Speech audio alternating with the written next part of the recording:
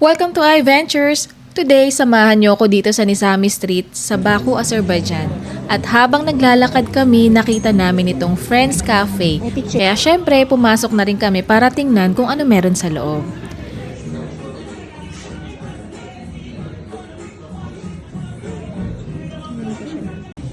Theme siya sa sikat na sitcom na Friends.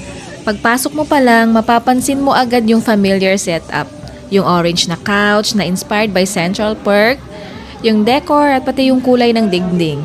Para ka talagang pumasok sa mini studio version ng show. Maganda siya for photos dahil halos lahat ng corner ay may reference sa series. May mga frames, posters at small details na pang Friends talaga. Kung fan ka ng show, matutuwa ka sa mga small touches na nilagay nila dito.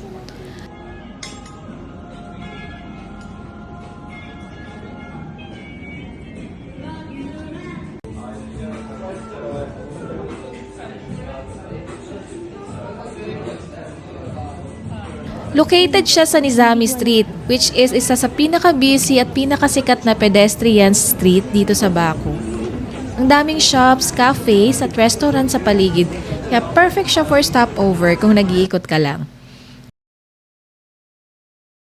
For the menu, simple cafe selections lang. Coffee, iced drinks, teas, at light snacks. Hindi siya heavy meal type na lugar, pero okay siya kung gusto mo lang magpahinga at mag-coffee break habang nag-e-explore ng city.